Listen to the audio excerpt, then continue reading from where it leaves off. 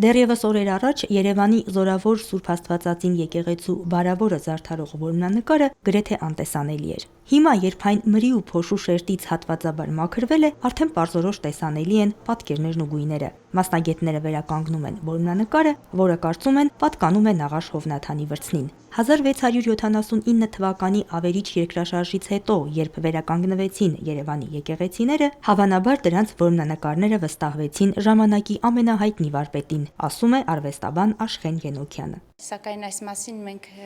հիշատակություն այդպիսի որևէ չունենք, զուտ ենթադրություն է, որ հավանաբար այս որմնանկարը ևս պատկանում է Նաղաշ Հովնաթանի վրձնին։ Նաև համեմատում են առավել Սուրբ Պողոս Պետրոս եկեղեցու որմնանկարի հետ նախորդ ուսումնասիրողների ևս եւ ենթադրելի է, որ հնարավոր է որ լինի, սակայն ներքևի հատվածի վերաբերյալ այն պետք է որ ավելի ուշ ժամանակաշրջանի աշխատանք լինի։ Նախքան վերականգնումը կատարվել են ուսումնասիրություններ, որի հիման վրա էլ մասնագետների կողմից կազմվել է աշխատանքների գիտանախագծային փաթեթ։ Այն հաստատվել է Հայաստանի Հանրապետության Կրթության, Գիտության, Մշակույթի և Սպորտի նախարարության և Մայր Աթոռի կողմից։ Վերականգնումն իրականացնում է Restart 1 սահմանափակ պատասխանատվությամբ ընկերությունը Ամարյան բարեգործական հիմնադրամի հովանավորությամբ։ Իմ խորին երախտագիտությունը, իմ համայնքի անդամներից, մեր եկեղեցու անդամներից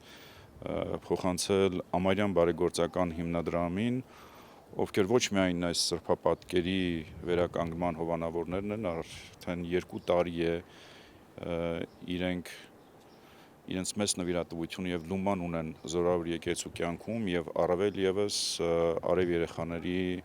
հասարակական կազմակերպության կյանքում։ Որմնանկարը ինքը ամբողջովին մրի մեջ պատված էր ու բավականին վթարային վիճակում, կտորներ կային, որ արդեն թափվել էին, կար որ մոտակա ժամանակները կթափվեին, եթե միջամտություն չլիներ վերականգնման։ Մաքրում ենք հիմնականում սև մրի շերտն է, մրի շերտի տակ մի շերտ էլի այտենց քարացած կեղտի շերտ կա, հետո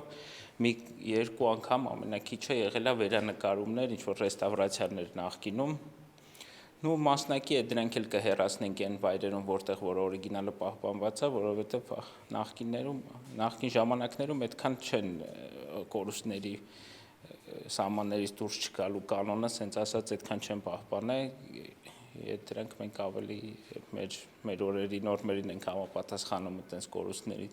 Որմնանկարում պատկերված ավետարանական մի քանի տեսարաններն ամբողջության մեջ ներկայացնում են քրիստոնեությունը որպես հաղթանակած կրոն, ասում է արվեստաբանը։ Վերին հատվածում ներկայացված է Աղոտ Գեթսեմանիում տեսարանը, կենտրոնական հատվածում Տիրամայր նման կանհետ։ Նրանից ձախ Ստեփանոս Նախավկանը ներկայացված եպիսկոպոսական հանդերձանքով, նրա ձեռքին տիրագունդն է խաչակիր, իսկ խաչակիր տիրագունդը քրիստոնեության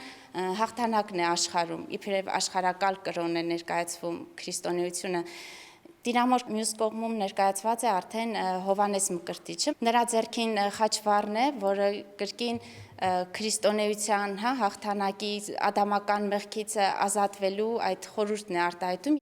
Ըստ մասնագետների, որմնանկարի վերականգնումը կտևի մոտ 2 ամիս։ Սոնա Խաչատրյան, Մեսրոպ Ավետիսյան, Եկեղեցական կյանք։